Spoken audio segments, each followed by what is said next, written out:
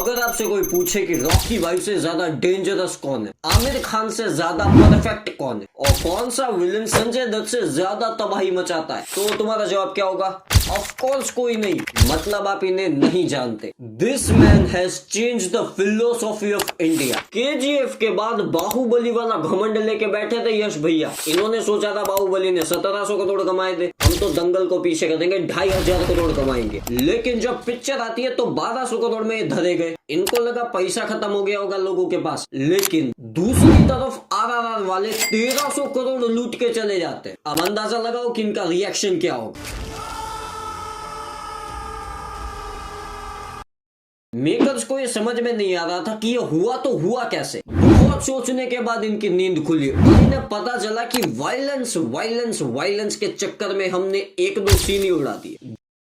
2-3 scenes जो बहुत ही important थे, इन्होंने उसको ही काट दिया। क्यों? और इसका नुकसान क्या होता है? सालार के लिए इनको बाहुबली वाले के हाथ पैर जोड़ने पड़ते हैं। भैया कर दो यार हमारा भी प्रमोशन। और पता है इन्होंने क्या कहा? बेटा झुक के रहना पड़ेगा मेरे आगे। और यहाँ पे एंट्री होती है एनिमल की।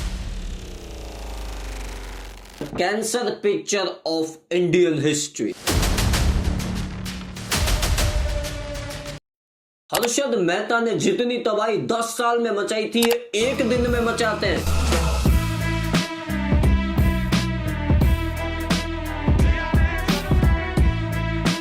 आगे पीछे ऊपर नीचे जो भी पास आया सबकी धज्जियां उड़ाई। सलमान भाई जो टाइगर 3 लेके आए थे ये भी पकड़े गए। गणपत को धर लिया हमारे टाइगर भैया को, वैसे इनको तो छोड़ो, बर्बाद आदमी बर्बाद पिक्चर। 12वीं फेल वाले हमारे बबलू भैया धरे गए। इनको भी ओटीटी वालों के पास जाना पड़ा कि भैया आप कर दो हमारी पिक्चर रिलीज, और जाते जाते इस खंबे को भी धर लिया। सालार इनकी एक स्टोरी सुनाता हूँ। साल 2007 में इनकी एक पिक्चर आई थी, सवारी ऐसा कुछ थी, और उस मूवी के लिए इनको फोटोशूट करना था, और जिसके लिए इनको बॉम्बे जाना था। और पूरी टीम तैयार थी, लेकिन ये टाइम से पहुंचे नहीं और प्लेन चला गया। अब जो डायरेक्टर थे वो बहुत ही ज्यादा गुस्सा हुए कि भैया ये क्या हरकत है, इनको फोन करे ये फोन ना उठाए। फिर इनके घर पे फोन किया गया इनके फादर साहब को, अबे किधर है तुम्हारा लौंडा? इतनी देर में ये भाई साहब आते हैं। और जब इनसे पूछा गया कि भैया कहाँ था तू, ये कहते हैं भैया मैं फोटोशूट करवा रहा था। डायरेक्टर ने कहा वो तो बॉम्बे जाके करवानी है, यहाँ कौन सा फोटोशूट? इन्होंने कहा कि मुझे पता था कि तुम नहीं मानोगे, तो मैं बहुत सारी फोटो खींच के लाया हूँ अपने फोन में, एप्पल वाला फोन, ये देखो। और जब फोटो दिखाई तो पता चला ये भाई साहब अय्याशिया कर रहे थे। उस समय मालिया साहब इंडिया में अपनी सेवाएं निभा रहे थे, और मालिया साहब की बहुत चलती थी हिंदी फिल्मों में, लेकिन रणवीर भैया के साथ इनका 36 का आंकड़ा था। क्यों? क्योंकि उनकी सारी लड़कियां ये भाई साहब ले जा रहे थे,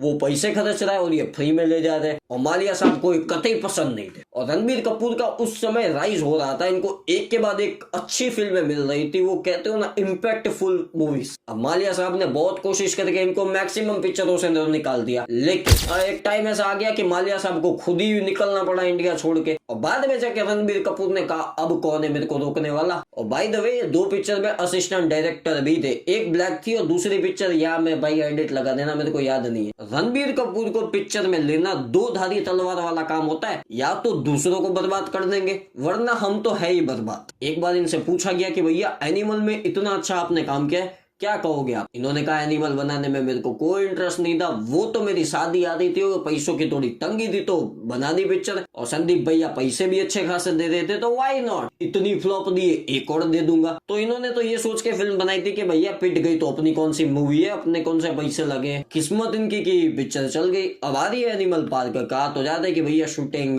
कंप्लीट हो चुकी है, इतनी आगे तक बात बढ़ चुकी है कि स्टोरी वॉज एक्चुअली कंप्लीट। और अब जाते जाते इनका करियर देख लो, इन भाई साहब ने करीब 21 पिक्चरों में काम किया है, जिसमें से 7 फ्लॉप है, 12 हिट और 2 ब्लॉकबस्टर है। अब ये सुपरस्टार कैसे बने?